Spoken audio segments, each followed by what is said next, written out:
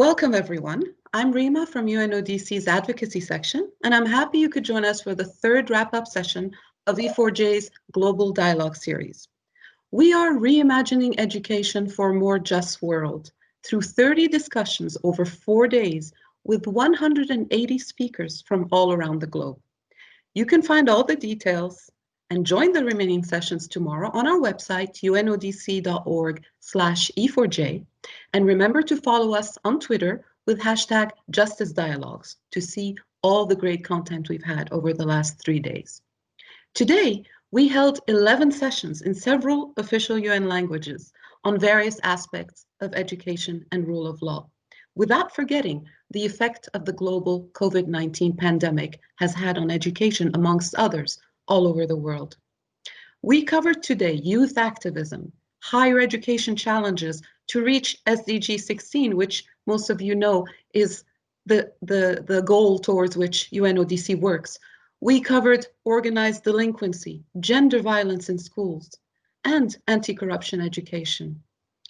One particular highlight of the day for me, with my own Syrian heritage, was the contribution of a 15-year-old Syrian refugee girl in a special session we had on education for refugees.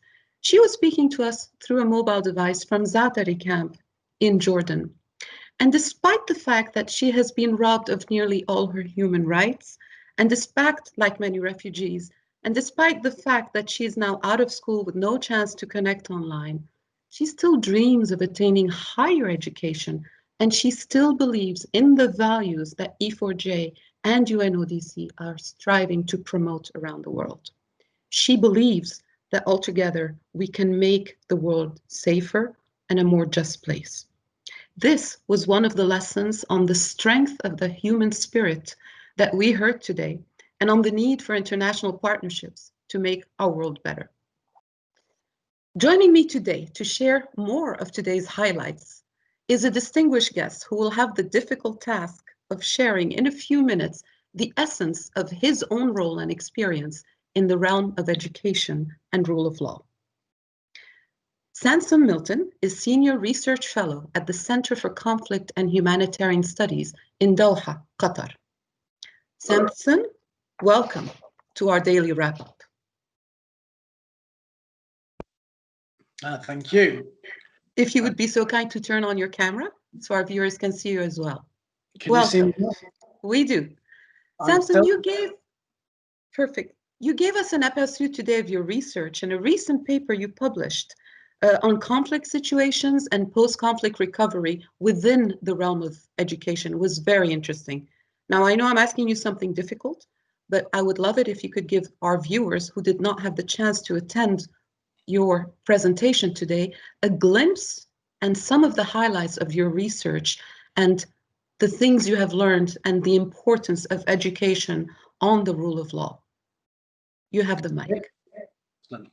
So my intervention today really focused specifically on the role of higher education in fragile and conflict-affected contexts, summarizing my recent paper, which was published in a special issue of the journal Higher Education.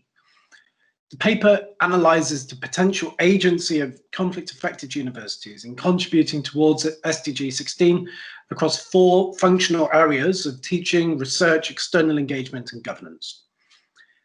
You can see, despite the common perception that higher education in conflict zones grinds to a halt or is impossible, there are many positive examples where universities can play a constructive role working towards SDG 16.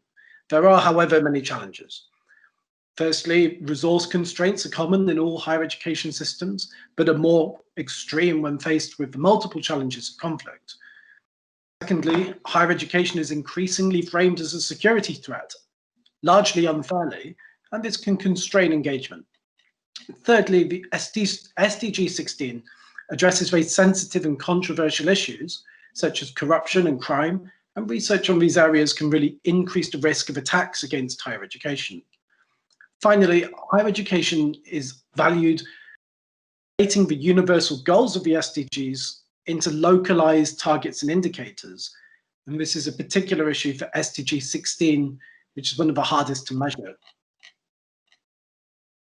Would you say, like some of our other speakers who also work within the realm of education in difficult circumstances, in your particular case, in these conflict areas, would you say that a pandemic like the COVID-19 pandemic has created some opportunities because so many people moved online? Has it been possible to include more of the people suffering in these areas? What has been your experience?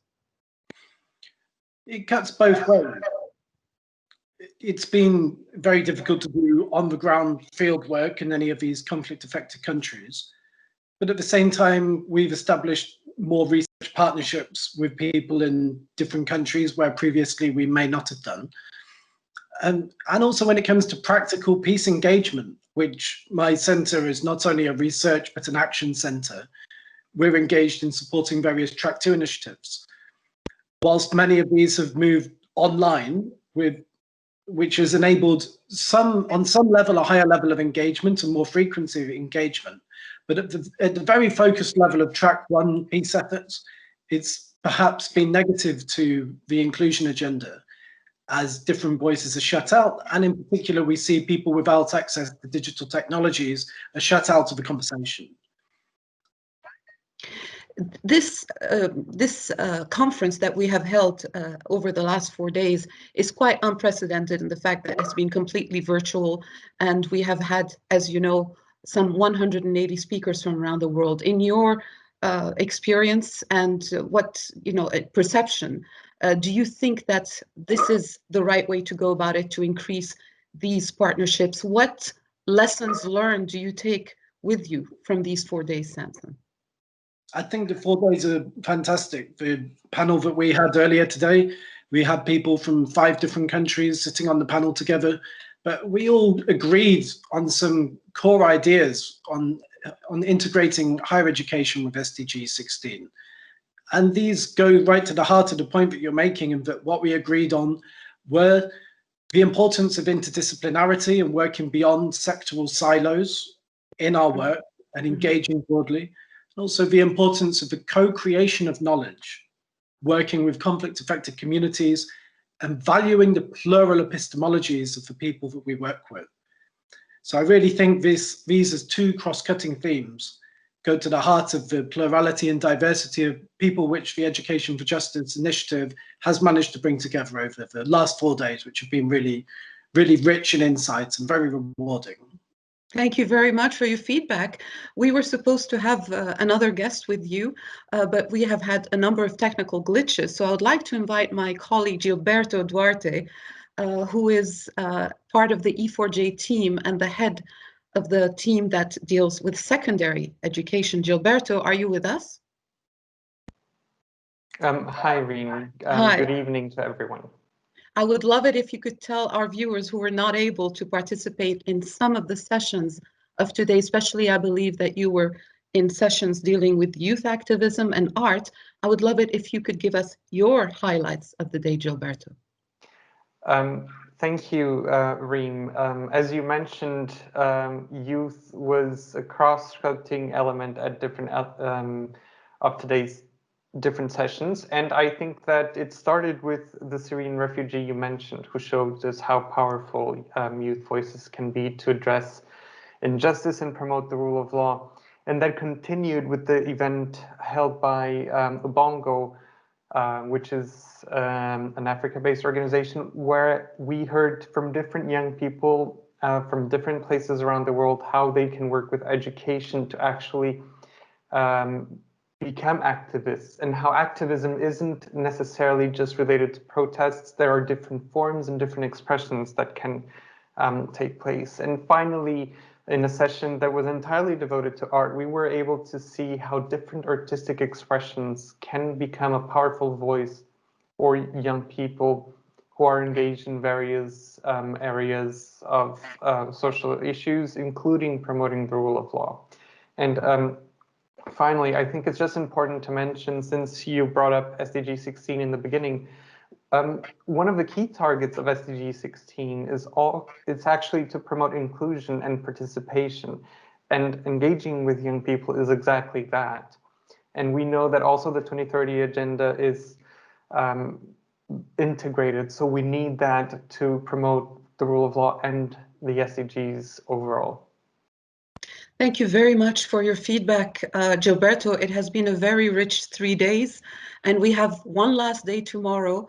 And I would like to remind all our viewers to check our social media accounts and the hashtag Justice Dialogues, but more importantly, to go on our website again, UNODC/E4J, and to sign up for the remaining sessions. And I invite you all tomorrow to a very special wrap-up where we'll have a slightly larger group, because we will be not only going through the highlights of the day, of the last day, but also to share some reflections on what these 4 days have meant for us, for our partners, for our guest speakers, and for the participants. And we hope that we can bring you some food for thought to take forward till next year. So I hope you'll join me again tomorrow. The time will be 4:30 Central European Time. Until then, everyone, please stay safe. And from E4J, the entire team and the entire advocacy team at UNODC's headquarters in beautiful but snowy Vienna, auf Wiedersehen.